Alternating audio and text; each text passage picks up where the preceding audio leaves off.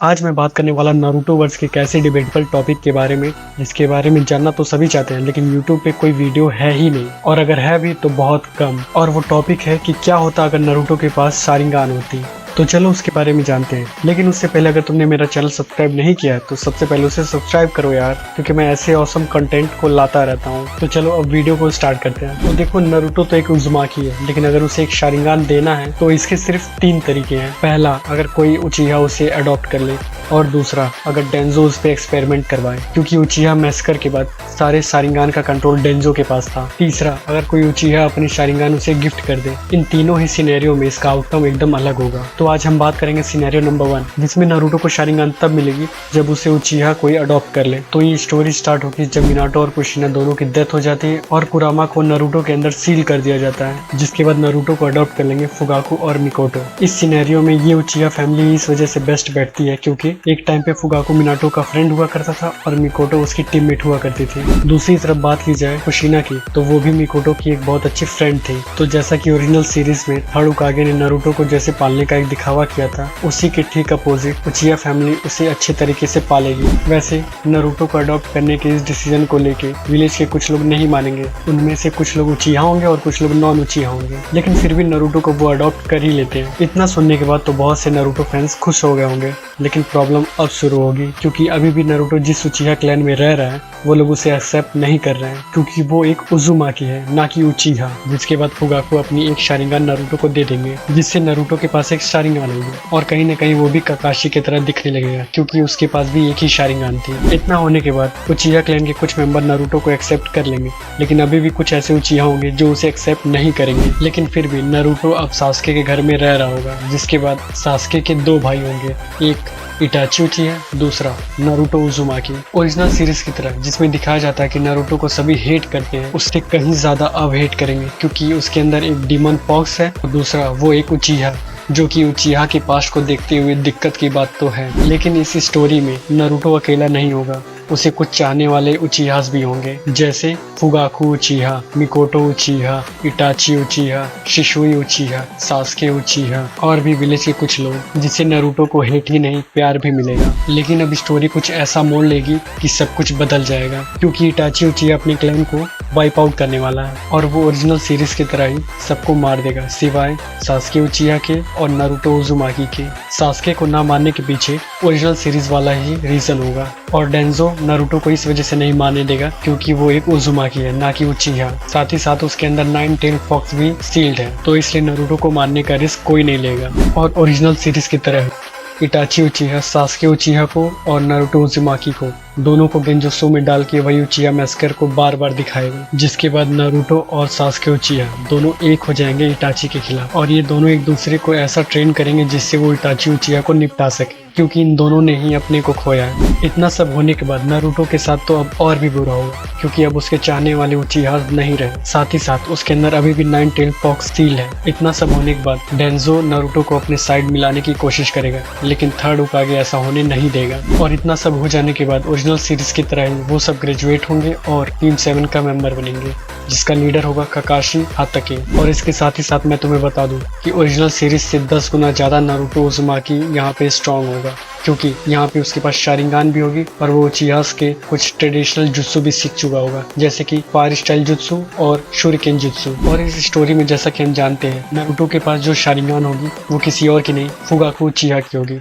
और जैसा कि हम जानते हैं, फुगाकू उचिहा की शारिंगान एक मांगेक्यू शारिंगान थी, लेकिन फिर भी नारुतो उस मांगेक्यू शारिंगान को एक्टिवेट नहीं कर पाएगा और अपने 3 टोमोए शारिंगान को ही यूज कर पाएगा, क्योंकि नारुतो को नहीं पता होगा कि उसके पास मांगेक्यू शारिंगान है। लेकिन फिर भी काकाशी के अंडर रह के नारुतो अपने 3 टोमोए शारिंगान को यूज करना सीख जाएगा और उसे अच्छे से कंट्रोल भी करेगा। इस टाइम पे नारुतो अपने शैडो क्लोन जुत्सु में उतना माहिर नहीं होगा जितना कि वो ओरिजिनल सीरीज में हुआ करता था। साथ ही साथ वो अपनी चक्रा को अच्छे से यूज करना भी नहीं जानता होगा। तो तुम इतना समझो कि नारुतो ओरिजिनल सीरीज में जितना शैडो क्लोन बनाता था, उसका 1/10 ही इसमें बना पाएगा, क्योंकि उसका most of the chakra use हो जाएगा उसके शारिंगान को यूज करने में। और सबसे मेन पॉइंट तो ये है कि उचिहास के अंडर में रहने के बाद नारुतो का ओरिजिनल कैरेक्टर से एकदम अलग कैरेक्टर यहाँ पे होगा। ये कैरेक्टर काफी गुस्सैल होगा, क्योंकि हम जानते हैं कि उचिहास की पावर हेट से ही मिलती है। और ओरिजिनल सीरीज की तरह ये भी आगे बढ़ेगी और उनका सबसे पहला सामना होगा जाबुसा मोमोची और हाको से। लेकिन इसमें ओरिजिनल से कहीं अलग आउटकम होगा,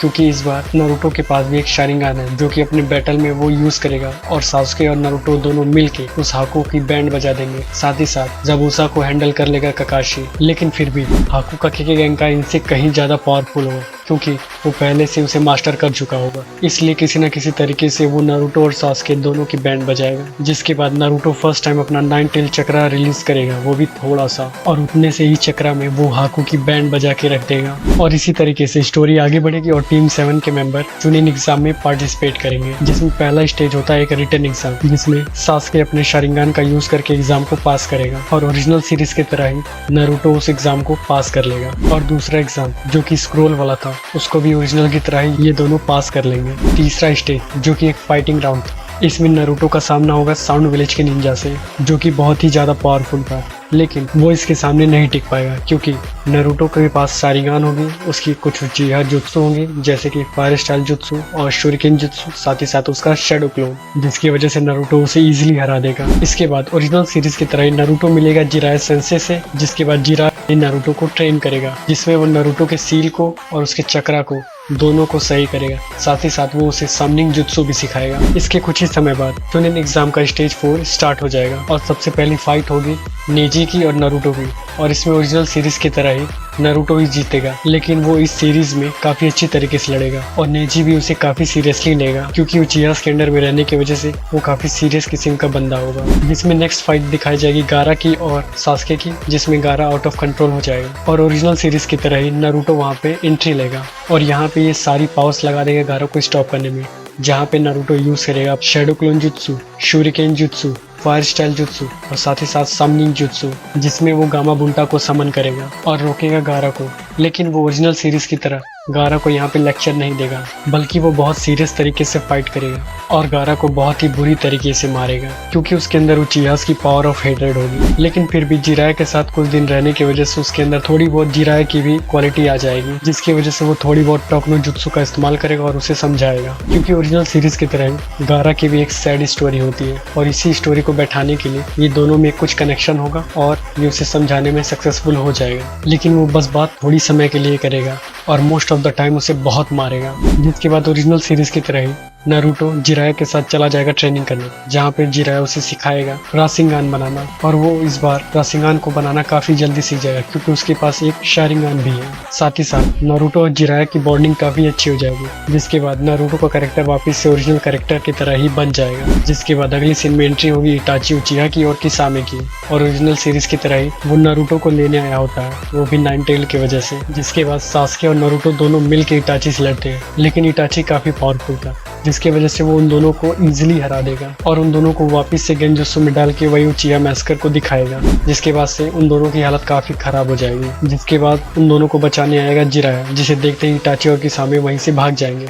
और फिर ओरिजिनल सीरीज की तरह ही नारुतो सुनाडे को फाइंड करेगा, ओरोचिमारू से फाइट होगी, सुनाडे वापस से विलेज में आएगी, ली को क्योर करेगी। जिसके बाद ओरिजिनल सीरीज की तरह ही हमें दिखाया जाएगा कि वो दोनों हॉस्पिटल में होंगे और साकुरा भी वहाँ पे होगी, जहाँ पे नारुतो और सासुके दोनों में काफी भयंकर बहस होगी, वो भी इस बात को लेके कि इटाची से बदला आखिर कौन लेगा। वहीं पे सासुके कहेगा कि इटाची से बदला मैं लूंगा, क्योंकि उसने मेरी फैमिली को मारा है। जिसके बाद नारुतो भी यही सेम बात बोलेगा, लेकिन सासुके उसे ताना मार देगा कि तुम उचिहा नहीं हो, तुम उजुमाकी हो, तुम्हें अडॉप्ट किया गया था। जिसके बाद नारुतो काफी ज्यादा गुस्सा हो जाएगा और इसके वजह से उन दोनों में काफी भयंकर एक रेज क्रिएट होगी, जिसकी वजह से वो दोनों लड़ने के लिए मजबूर हो जाएंगे। और ओरिजिनल सीरीज की तरह ये दोनों हॉस्पिटल के छत पे लड़ने के लिए रेडी हो जाएंगे, जहाँ पे नारुतो यूज करेगा अपने राशिंगान को और सासुके यूज करेगा अपनी चिदोरी को। जिसके बाद ओरिजिनल सीरीज की तरह ही इन दोनों को एक दूसरे पे अटैक करने से पहले काकाशी वहाँ पहुंच जाएगा और एक दूसरे को अलग फेंक देगा। जिसके बाद सासुके को ऐसा एहसास होगा कि नारुतो उससे ज्यादा पावरफुल हो गया और वो ओरोचिमारू के इन्फ्लुएंस में आके ओरोचिमारू को ज्वाइन कर लेगा और उससे ट्रेन होने के लिए विलेज को छोड़ देगा। और दूसरी तरफ नारुतो को ले जाएगा जिराया और उसे ट्रेन करेगा। तो दोस्तों ये तो इस स्टोरी का पार्ट 1 था और अभी ये खत्म नहीं हुआ। इसका नेक्स्ट पार्ट मैं आगे कवर करूंगा, जहाँ पे मैं बताऊंगा कि इसके आगे नारुतो शिपुडिन तक आखिर क्या क्या होगा। और अगर तुम अभी तक नारुतो शिपुडिन के हिंदी एक्सप्लेनेशन को नहीं देखे हो तो मेरे चैनल पे विजिट करो या फिर मेरे डिस्क्रिप्शन में लिंक है, वहाँ से जाके चेकआउट करो, जहाँ पे मैं नारुतो शिपुडिन के एपिसोड नंबर 221 से पूरी अच्छी तरीके से एक्सप्लेन करके बता रहा हूँ। और हाँ गाइस, अपना प्यार दिखाओ यार, चैनल को सब्सक्राइब करो, लाइक करो, कमेंट करो और शेयर करो। So that's it for today guys, मिलते हैं नेक्स्ट वीडियो में। Take care, good bye.